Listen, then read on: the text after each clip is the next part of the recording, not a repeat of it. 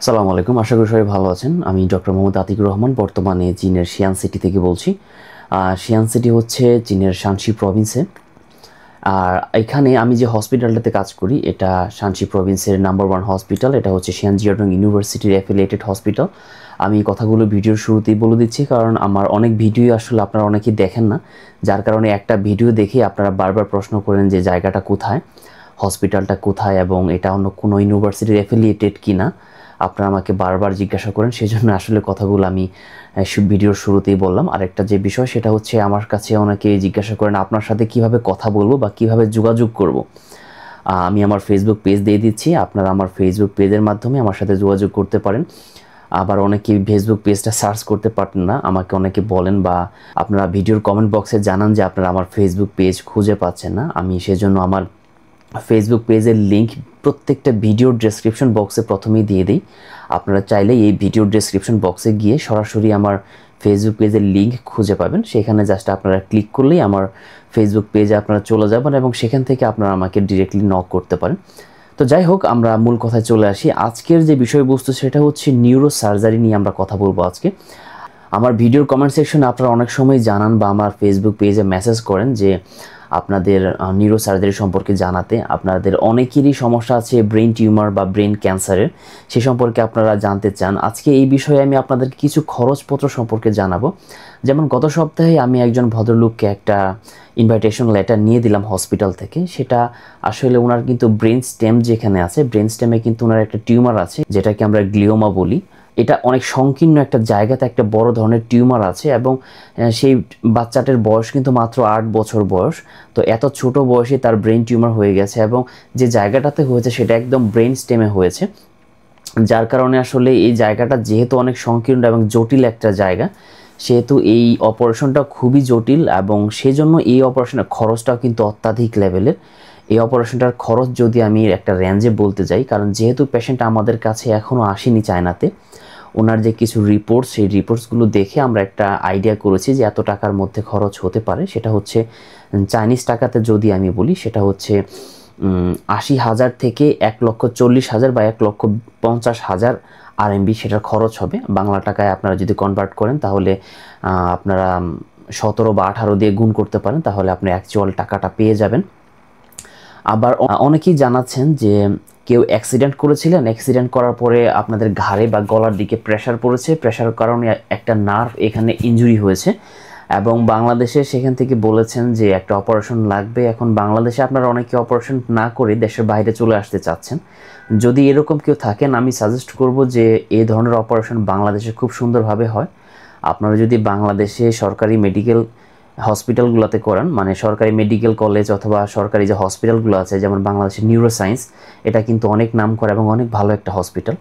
এখানে যদি এই ধরনের অপারেশন করেন, যাদের অ্যাক্সিডেন্ট হয়েছে বা কোনো ইনজুরি হয়েছে, সেই ইনজুরির কারণে এক পাশের হাত আপনারা মুভ করতে পারছেন না, মানে আপনার একটা নার্ভ ছিঁড়ে গেছে বা ব্রাকিয়াল প্লেক্সাসের কোনো জায়গায় একটা ইনজুরি হয়েছে, এরকম কোনো সমস্যা থাকলে কিন্তু এই ধরনের সমস্যা 50 থেকে 70,000 টাকার মধ্যেই নিউরোসায়েন্সে আপনারা অপারেশন করতে পারেন। আর যদি বাংলাদেশে কোনো প্রাইভেট হসপিটালে এই ধরনের অপারেশন করতে চান, তাহলে অ্যাবাউট 2 লাখ থেকে 3 লাখ টাকার মধ্যেই এই ধরনের অপারেশন হয়ে যায়। আর যদি আপনারা ভারতে, চায়নাতে, মালয়েশিয়া, সিঙ্গাপুরে তো আর মালয়েশিয়াতে অনেক বেশি কস্ট, থাইল্যান্ডেও অনেক কস্ট। যদি ভারত বা চায়নাতে যদি আসতে চান, তাহলে এই ধরনের অপারেশনের খরচ কিন্তু বাংলাদেশি টাকায় 3 লাখ থেকে 5 লক্ষ টাকার মধ্যে হয়ে যাবে। এটা হচ্ছে অপারেশনের খরচ। যাদের ব্রাকিয়াল প্লেক্সাস বা নেক থেকে যদি কোনো নার্ভের ইনজুরি হয়, এই ধরনের নার্ভ অ্যানাস্টোমোসিস, এই ধরনের ট্রিটমেন্ট করার জন্য 3 লাখ থেকে 5 লক্ষ টাকার মতো লাগবে। আবার অনেকেই আমাকে বলেছেন যে তাদের নার্ভ কম্প্রেস হয়ে গিয়েছে। নার্ভ ইনজুরি বলতে আমি বোঝাচ্ছিলাম এর আগে নার্ভটা যদি ছিঁড়ে যায়, সেক্ষেত্রে সেটা অ্যানাস্টোমোসিস করার খরচটা বললাম। আবার অনেকের ক্ষেত্রে হয় কি, আমাদের এখানে যে ভার্টিব্রা থাকে ঘাড়ের এখানে, সেই ভার্টিব্রাল কলামগুলো কম্প্রেস করার কারণে হাতের দিকে খুব একটা শক্তি পাওয়া যায় না নার্ভ কম্প্রেসের কারণে। আবার অনেকেই আমার সাথে এক ভদ্রমহিলা যোগাযোগ করেছেন, এই ম্যাডাম হচ্ছেন একজন ডেন্টিস্ট। উনি বর্তমানে ঢাকার একটা স্বনামধন্য সরকারি হসপিটালে আছেন। তো উনি আমার সাথে যোগাযোগ করেছিলেন ওনার নার্ভ কম্প্রেশন নিয়ে। এই ধরনের নার্ভ কম্প্রেশনের ক্ষেত্রেও কিন্তু টোটাল খরচ বলতে গেলে সেই 3 লাখ থেকে 4 লাখ বা 4.5 লাখের মধ্যে খরচ হবে বাংলাদেশি টাকায়। তো এই ধরনের অপারেশন এখানে পসিবল, এখানে খুব সুন্দরভাবেই হয়। আর এই ধরনের অপারেশনগুলো কিন্তু এমআই সিস্টেমে করা হয় এখানে, যেটা ভারতে খুব কম হাসপাতালে সেটা করা হয়। কারণ আমি যতটুকু শুনেছি, এখানে আমার একজন ভারতীয় ডক্টর আছে আমাদের হসপিটালে, আমি তার কাছ থেকে যতটুকু শুনতে পেরেছি বা জানতে পেরেছি, সেক্ষেত্রে ভারতে কিন্তু অনেক ক্ষেত্রেই ওরা ওপেন সার্জারি করে ফেলে, একদম পুরো এই দিক থেকে কেটে তারপর অপারেশন করে। কিন্তু আমাদের এই হসপিটালে কিন্তু ওরা এমআইএস করে, মিনিমাল ইনভেসিভ সার্জারি যেটাকে বলে। সেক্ষেত্রে কিন্তু খুবই একটা ভালো একটা বিষয়, কারণ সার্জারির পরেও খুব একটা দাগ দেখা যায় না। আর সার্জারির পরবর্তীতেও যদি কোনো দাগ থাকে, আপনি যদি সেটাও অপসারণ করতে চান, তাহলে তো আমরা আছি, প্লাস্টিক সার্জন আমরা আছি, তো আমরা সেই দাগটাও অপসারণ করে দেবো আপনাদের, সেটাও কোনো সমস্যা নেই। তো এই ছোটোখাটো বিষয়গুলো আপনাদেরকে আমি জানাতে চেয়েছিলাম, কারণ আর নিউরো সার্জারি যে আরও বেশ কিছু সার্জারি রয়েছে, আমি যেমন বললাম যে ঘাড়ের এদিকে যে ভার্টিব্রাগুলো আছে, সার্ভাইকাল ভার্টিব্রা যদি কম্প্রেশন হয়, এখানে আপনার ট্রিটমেন্ট করাতে যেমন খরচ হবে 3 লক্ষ থেকে 4 লক্ষ বা 5 লক্ষ টাকার মতো। আপনার যদি লাম্বার সেকশনও যদি কোনো রকম প্রবলেম হয়, নার্ভ কম্প্রেশন হয়, তাহলে কিন্তু সেখানেও ট্রিটমেন্ট করতে অনুরূপ একই রকম খরচ হবে আনুমানিক। তো এটা ছিল নিউরো সার্জারির একটা ট্রিটমেন্ট প্রোটোকল। আর ব্রেইন টিউমারের ক্ষেত্রে যদি সেটা কার্সিনোমা পর্যায়ে চলে যায়, কার্সিনোমার খরচটা কিন্তু একটু অন্যরকম হয়। যেমন একটু আগে আমি প্রথমে যেটা বললাম, গ্লিওমা নিয়ে যেটা বললাম, সেটা কিন্তু একদম ব্রেইন স্টেমে একটা টিউমার হয়েছে। আর এটা কিন্তু খুব ক্রিটিক্যাল একটা সার্জারি, এই ক্ষেত্রে কিন্তু বেশ ভালো একটা জটিলতা থাকবে এবং অপারেশন পরবর্তী সময়ে একটা জটিলতা থাকবে। এই ধরনের কেসের ক্ষেত্রে অপারেশনের খরচটা একটু বেড়ে যায়। আর আমি যে খরচের কথাগুলো বললাম, এটা কিন্তু শুধুমাত্র অপারেশনের খরচ নয়, এটা হচ্ছে operation plus hospital admission plus others যে টেস্টগুলো আছে সব কিছু মিলিয়ে, মানে ফুল ট্রিটমেন্ট প্যাকেজ। এটা হচ্ছে আমি যতগুলো খরচ বলেছি সবগুলো খরচই কিন্তু প্রত্যেকটা ট্রিটমেন্টের একটা প্যাকেজ। সুতরাং আপনারা যেটা খরচটা আপনারা নির্ধারণ করবেন, আপনারা বারবার ভাবার বা আমাকে জিজ্ঞাসা করার দরকার নেই এটা কি শুধুমাত্র অপারেশন খরচ কিনা।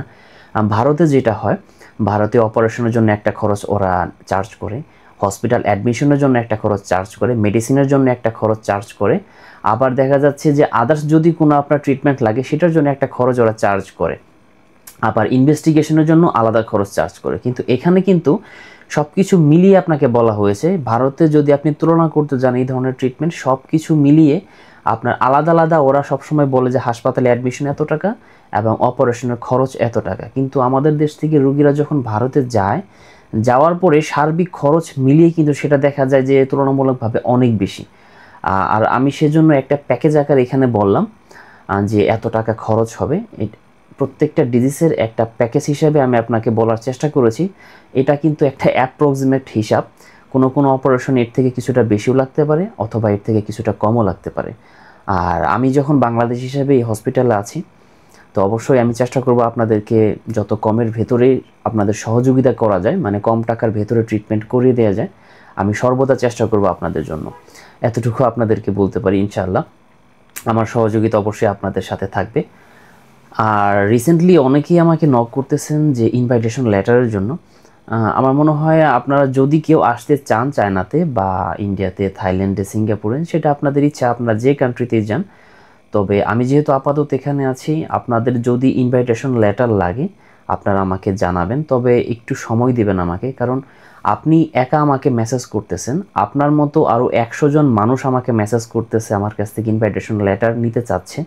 কিন্তু দেখেন, ইনভাইটেশন লেটার দেওয়ার কোনো ইখতিয়ার তো আমার নেই, ওই ডিপার্টমেন্টে আমাকে যোগাযোগ করতে হবে, তারপর আমাকে ইনভাইটেশন লেটার তাদেরকে বলে ম্যানেজ করে দ্রুত সময়ের ভেতরে আপনাকে দিতে হবে। সেটা অনেক সময় হয়ে যায় যে 1 সপ্তাহ বা 2 সপ্তাহের একটা মানে সময় লেগে যায়, কারণ আমিও একটু ব্যস্ত থাকি। আর যদি এমন কিছু হয় যে আপনারা প্লাস্টিক সার্জারির কোনো ট্রিটমেন্ট করতে চাচ্ছেন, প্লাস্টিক সার্জারির কোনো সার্জারি আপনাদের লাগবে, তাহলে আমাকে অনায়াসে জানাতে পারেন, আমি 1 থেকে 2 দিনের মধ্যে আপনাদেরকে ইনভাইটেশন লেটার দিয়ে দিতে পারবো, কারণ এটা সম্পূর্ণই আমার নিজস্ব ডিপার্টমেন্ট। এখান থেকে আমি খুব সহজেই যে কোনো কাজ করতে পারি। এখানে আমি যেটা বলবো আমার প্রফেসর, কোনো প্রফেসরই সেটা না করবে না, এটা আমার আস্থা আছে আমার ডিপার্টমেন্টের প্রতি।